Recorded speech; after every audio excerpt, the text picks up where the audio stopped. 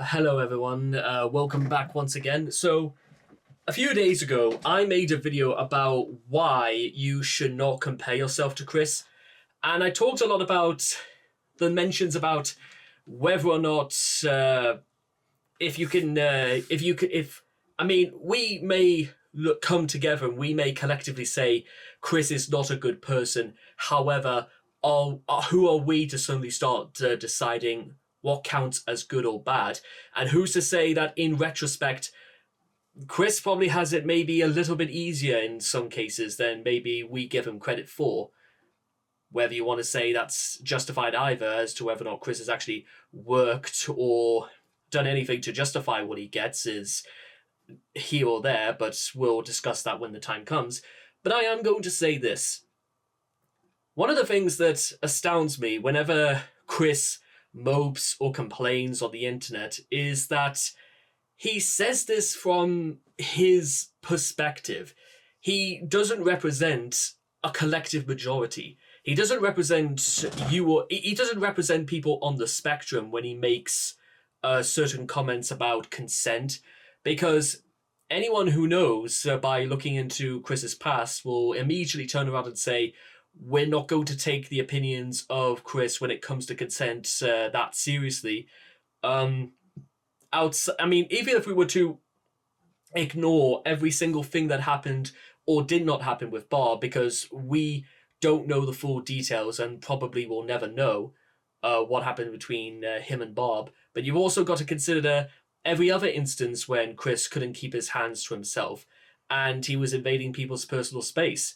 And when he got kicked out of conventions because he couldn't seem to comprehend the idea that you can't openly kiss people on the cheek without their consent in public. No, not just in public, but just generally. You can't force yourself upon people like that. And usually what happens is this is followed by a certain repetitive cycle of Chris crashing into slumber, him acting depressed despite the fact that he's got no one else to blame but himself. And he will get over it eventually and won't take any accountability or responsibility for what he does, and then we'll move on. Now, unfortunately, ladies and gentlemen, as you probably don't need me to tell you, people who don't take accountability or responsibility will always fall back on pretending as if they know what they've done. Because people like that don't know what they've done because they have no interest in admitting that they can be in the wrong.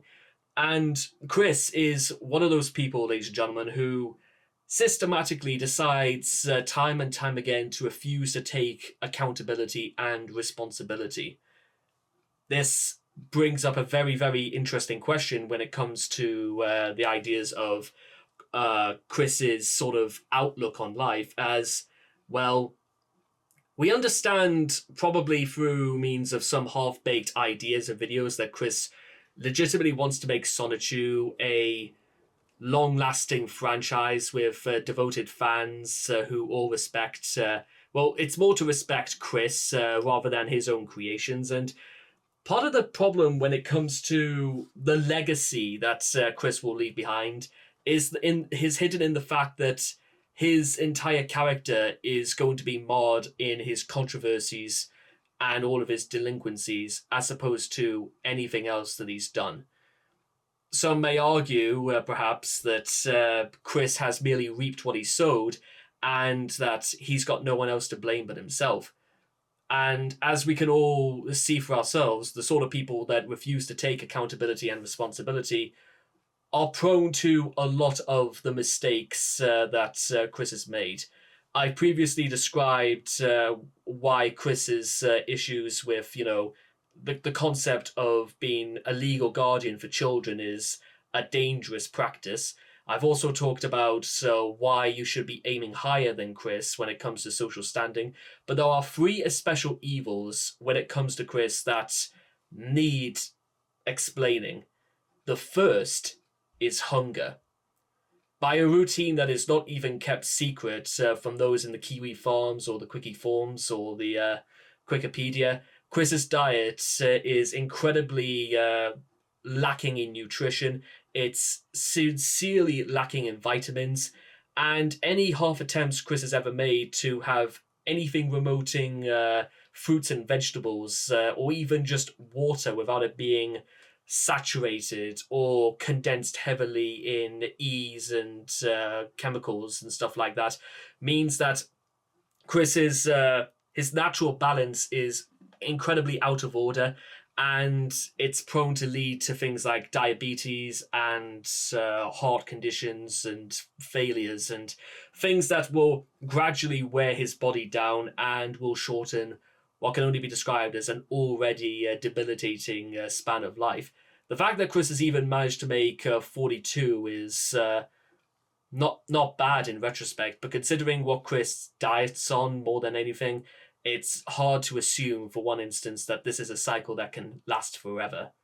Some may argue the nuance about whether it even matters when you could be hit by a bus before you know it, but in the most cases, people usually do tend to put these to one side when they come afterwards. The second point, and this one is much smaller at first sight, but it is a very good second, is that Chris, by and large, is almost entirely cut off from contact with women. Now, you may argue the case of Flutter, but because we have no idea of who Flutter really is, whether she's a gal pal, a girlfriend, somebody that the court had to... I don't know really who Flutter is, and there's very little information about who she is in relation to Chris, or if she's even lives in Lynchburg. Well, there's a lot of things that we don't know about it, but the majority of these things come back to Chris being cut off from women because, and I know Chris likes to pretend that people don't view him in a certain way, or that people have their strong opinions about the only reason Chris wanted to become transgender in the first place was just to still latch on to women, and that his, shall we say, views towards sexuality and feminism haven't really changed just because Chris says he's on their side. But aside from all of that, you could also argue, and it's maybe a bit of an old-fashioned case this, but there is a certain percentage where at below a certain level, society is almost entirely male. Also, that even in the very most extreme cases, is that some women can just perhaps maybe even latch themselves onto a certain man in some way. This has happened to me a few times and stuff like that. I don't really want to say the word gold digger, but basically they were people who were after attention, after a free meal ticket, and were just basically after money. So Chris probably doesn't have that satisfaction, because if Chris could advertise himself as somebody to escort for money and doesn't receive responses, and you got to wonder what exactly Chris's hopes of even getting a partner of any sort of... because, again, this all comes back down to the fact that even if you didn't know who Chris was, talking to him in public and considering some of the things that Chris does, even when he's on like a blind date, he will feel like he is entitled and will do things that probably in most other cases would have resulted in a restraining order, an arrest, and I don't really think Chris wants to go back to jail anytime soon, which probably might explain why maybe activity on him has been quite low in terms of how he conducts himself outside. I don't disbelieve Chris can conduct himself outside in some way when he's not provoked, but Chris has proven us wrong before, and all of this means that because of Chris's reputation, because of his lifestyle, because of the information spread about him, it leaves very few options when it comes to Chris, because you could only take one look at him and you realize that, well, who would? Would you personally go out with Chris? That's sort of what it would come down to. And it leaves Chris with very few options, and he is almost entirely out of contact with getting a wife, a girlfriend, a mistress, or very rarely, and if Chris won't even possibly think about calling me a ham again, because he knows fine well it's illegal in the state of Virginia, and he could have easily got himself arrested 12 years before this. Ironically, when he was still facing trial regarding Michael Snyder. So I think Chris has probably maybe have learned his lesson, even if the story about Mia Hamm is true. I honestly couldn't tell you if it was fact or false, knowing what we know about Chris. But basically, the whole thing is that it leads into the idea of a deeper sense that Chris probably feels himself not even considered fit for marriage or for family life. And considering some of Chris's views towards family life, considering the family he came from, and of many of Barbara's children who have virtually no real contact to speak of, especially in the case of Cole Smithy, I don't really feel as if like some of those habits have sort of rubbed off on Chris. And, well, to be honest, maybe even at this point, maybe Chris has given up on the idea. It's hard to know, but you've also got to wonder that amount of humiliation he suffered over the years, whether it's really enough to restore or do any more damage to his probably already shattered self-respect. Whether you want to say all of this was warranted is neither here nor there, but I also think it's impossible for there to be any more damage to Chris in the eyes of women than they are right now. There probably is a lot more I'm not even covering in this part, but that's just sort of how it is.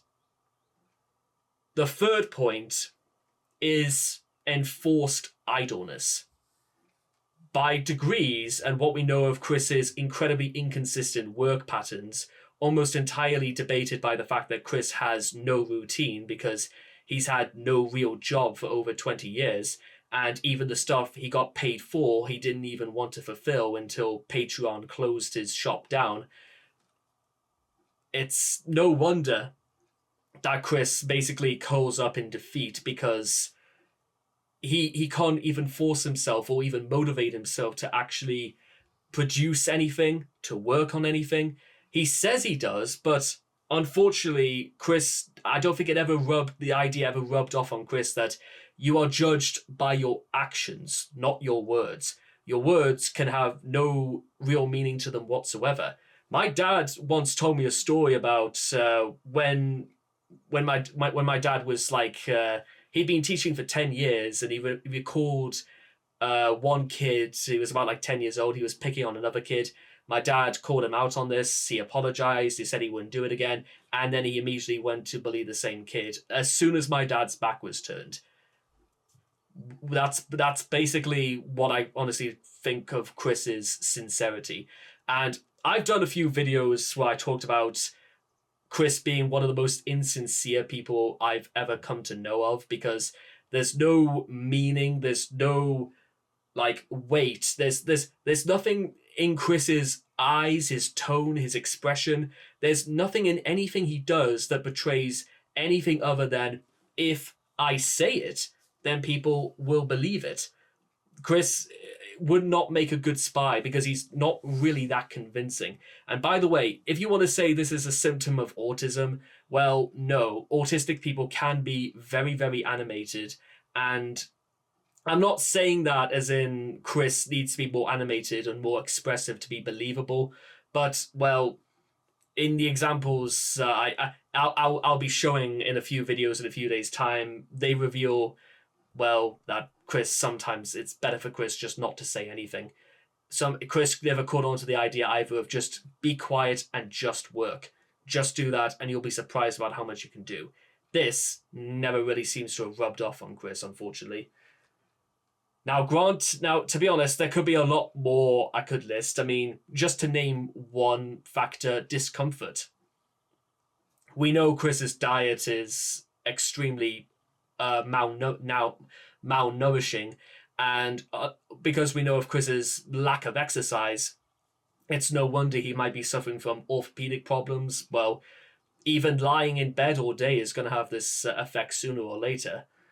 And considering that Chris indeed may suffer from goodness knows what outside of his autism, whether or not it's depression or anxiety, well, the only thing I would have to say in that respect is that it's it's dreadful for the people who suffer through things like that. And I'm not one who's going to start saying that, they should, or that all are alike. But what I am going to say is that if I was suffering from depression, if I was suffering from stuff like that, it would be on me to solve it. It would be me to deal with it, for me to accept it, for me to get on with it.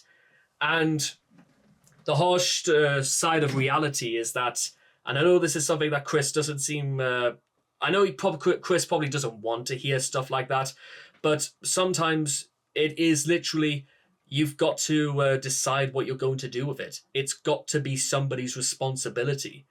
But again, whether you want to say this is Chris's environment that has taught him this, but Chris could have always it hasn't stopped Chris from doing some really fucked up things before. So the argument about whether Chris would have listened or taken any initiative whatsoever it's sort of here nor there either. But granting all of this, does it mean that other people can fall into the same trap? Oh yes, absolutely. It can only take one bad day for some people to fall into a pit of deep despair and sometimes feel as if like things are just not worth getting out of bed for. It's happened to me. It's happened to a lot of people I know. Some people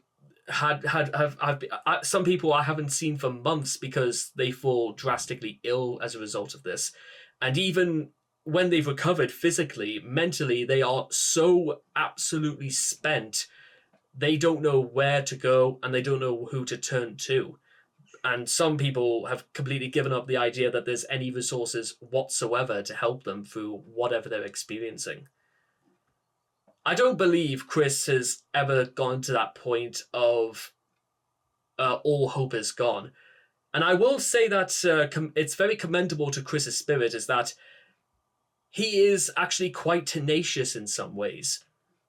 But what Chris is not, and I will always back this theory to the very ends of the earth, what Chris definitely isn't is aware.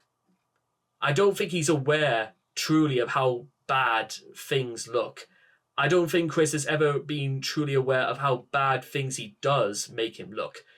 To name only one, when he was blabbering on about the dimensional merge and about the California wildfires and the lettuce recall of 2019, he failed to acknowledge that there were people who lost their houses, lost everything they've ever owned as a result of the wildfires in California from 5 years ago. And Chris was just sort of playing this off in his My Little Pony is Real delusions. That's the sort of thing I'm trying to convey. And that's just one example. And there are a lot more examples I could have used from before and afterwards. Like when Noel blatantly told Chris that Wildcat and Bella were trolls and they were obviously going to make him look stupid.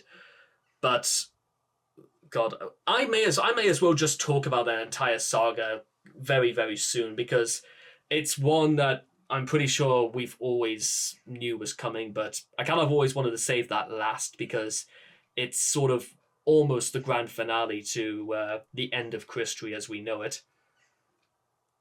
And finally, if you are still concerned out there, if you legitimately are very, very concerned about like where you're going in life and you're thinking that the only thing to do is to hide away and almost retreat into the fantasy that at least you're not Chris Chan, well, unfortunately, fantasies are what they call very temperamental.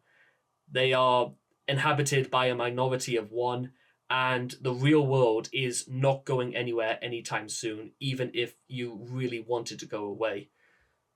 It's just, I don't know what else I'm meant to say. It's a slice of life, ladies and gentlemen, and we're in for the big slice. So you can either have the slice or you get sliced out. It's as simple as that. But don't worry, my brothers and sisters. There will come a time, perhaps, when we'll be looking back on all of this and we'll realize that, you know what, if I was down there, and if I had to be down there to get all the way up there, so be it. And I will accept that. And it's one thing I've had to accept as well. 4 years ago, I was in a very, very precarious situation. I lost nearly 3 whole years of work on YouTube through an accident I did 3 years ago. And I didn't know how if I was going to start again. 4 years later, here we are. We've started again. We are afresh. We are anew. And now we got to keep going. There's no real backing down. And what can I say? It's time to crawl out of the garden and back into the world of man. I'll have to accept that, and I'm going to be responsible about it. Thank you.